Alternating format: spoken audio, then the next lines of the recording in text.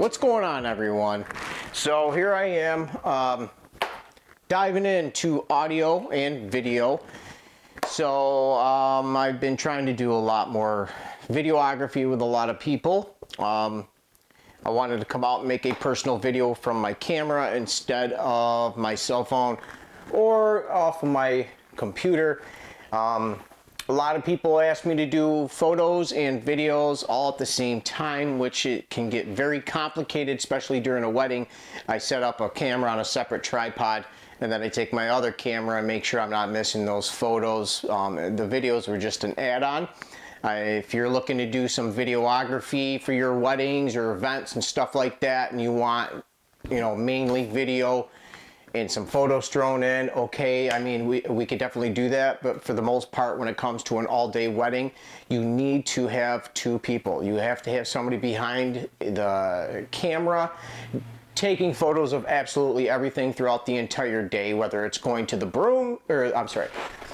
the bride's room or the groom while they're getting ready. You have to have two people. You have to literally be behind the camera, make sure people are not dancing out of the frame, focus is not functioning properly, and you don't, you got to maintain that focus while you're doing videography. Me personally, sometimes I do rely on the in-camera auto-focusing system for the most part, but there's also some scenes where you need to go manual and just focus shift manually by yourself to capture some specific moments so the focus is not jumping around. When you have too many people in the scene and it's trying to focus on the face and you want it to focus directly on the bride or the groom, it's just going to keep jumping.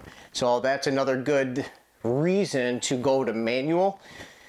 I've been looking to do video for a long time, so I'm focusing a lot of my time on videography and just doing lighting videography. Hopefully I get into real estate photography very soon with someone, and I'm hoping to build that. I'm also going to be building a YouTube channel, maybe a podcast down the line, as opposed to tutorials for beginners.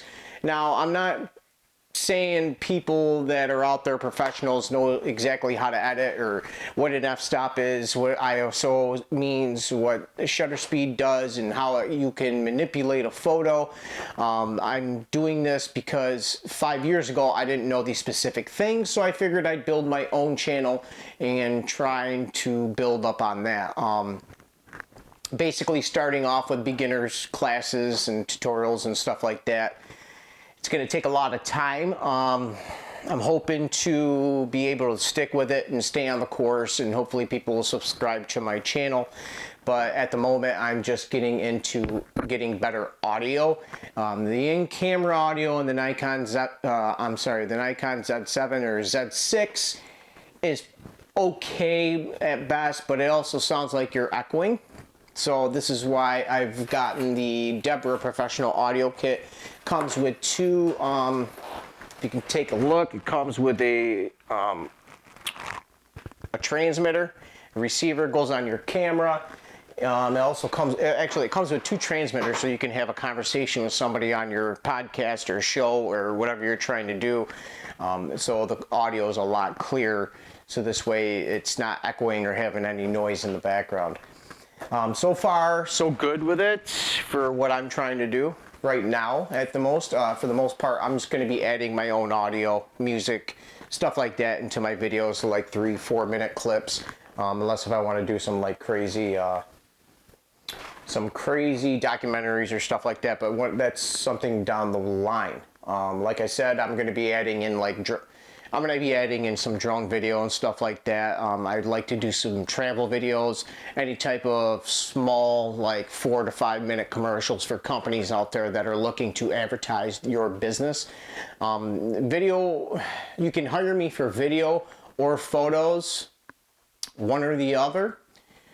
They will be separate prices. Videography is very time consuming and it's a lot more complex than just editing photos. So what I'm going to be doing, and I'm going to be offering videos for people's businesses, any type of product that you're trying to sell, whether it's a restaurant, real estate company, it doesn't matter.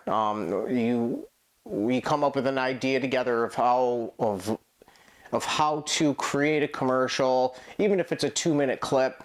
We'll go over everything in detail as opposed to what you're looking for, and we will try to map out a commercial idea for your business to try and help promote your business, especially small businesses. That's what I really want to get into, is help people, you know, draw people towards their business that's just starting out, it's already been there, wants to draw new clients towards a new specific item that you're selling. Which would be awesome. I definitely, like I said, I'm an FAA licensed drone pilot, so I will have drone capabilities, whether it's indoors or outdoors.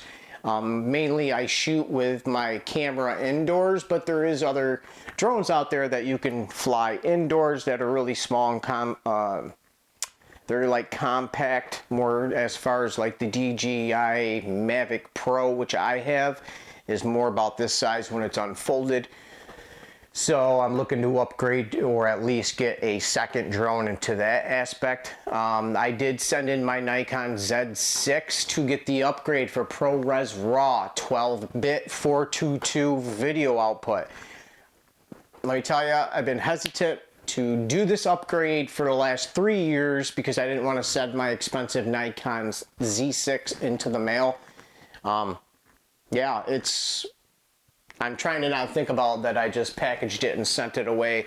Hopefully it's back with me next week so I can start to experiment with some more high quality professional video and trying to have a little more leeway into like editing and color grading and stuff like that, because I've noticed when I do shoot video with just the in-camera and have the camera process that video, I don't have much leeway to edit the blacks. I mean, when you shoot raw photos with these cameras, that's why I tell people all the time, RAW is the way to go. JPEG is just terrible. What is RAW? Well, RAW is like a digital negative, okay? In your camera, when you shoot JPEG, all that information on the digital image itself, when you take a photo, the camera actually processes it and combines the file down. So when you go into post and you say you overexpose the sky, you tone down those highlights as far as possible, you're not going to get much detail, or it's just going to look terrible. This is one of my first mistakes I've made when I got back into photography, and I've learned to just switch back over to RAW. And what it does is it bypasses that process. It doesn't let the camera do that downsizing and or editing, and you have way more leeway as far as pulling up the shadows. Whether your photo is underexposed or your photo is overexposed, you can bring back the detail in the sky. You have deeper blacks, brighter reds, deeper contrast. I mean, you have the capabilities to shooting raw photos and shooting and having the 12-bit 422 raw output to a Ninja 5 external recorder is just insane. So that's why I don't really even bother with trying shooting too many videos right now, because I knew I was going to do this upgrade and I didn't want to put out a final product that wasn't up to my standards. For the most part, I'm happy with the Z6 and the Z7, and as far as like the processing and camera, it's nice and beautiful, colorful, saturation, vibrance, contrast. But when I wanted to change something to dramatic scene or something, or have a little more cinematic shot onto my video, you just couldn't accomplish it enough because there was not enough information in there to adjust that. So I'm looking forward to it. Like I said, if you guys are interested in hiring me for videography and photography, let me know. I'll do either or, unless if I can actually get another photographer to join in on me, depending on what type of event that you're looking for. And now, if you're just doing like a small musician event, I can definitely create a commercial like that and maybe do some snapshots out of Premiere Pro and get like that snapshot of the photo, but it's not as good as the original. If I switched over to the camera, I could pull it from the clip, but it's not going to be that good compared to just a normal shot on camera mode on these cameras. Hopefully we do get a camera down there that shoots the 4K, 6K footage, and you can do a snapshot of the original 4.57 megapixel sensor and actually edit it to a pro level. But right now, when you're talking like pro level shots, high quality, you want to be on camera mode, and you could switch back and forth, but why risk trying to miss those opportunities in that special time during your special day? Because as a photographer, I'm not going to take the risk of missing that special moment when you hired me for photos. Video, like I said, last two weddings that I had, I told them I would do what I could, but unfortunately I put a camera on a tripod in that specific moment. As I'm running around shooting photos of the wedding, people are stepping out of the scene, the autofocus is not staying in focus, and it's just, you're not going to get the quality, you're not going to even get the movement because it's just sitting on a tripod. You're not going to get that dramatic movement, that dramatic look to your video, and plus you don't have anybody controlling the manual focus or the autofocus. So if somebody steps in the scene, it draws the focus away from the actual subject. So this is why I'm jumping into videography more. I can't wait till the weather gets nice. So if you're interested, just take a look at my portfolio over here.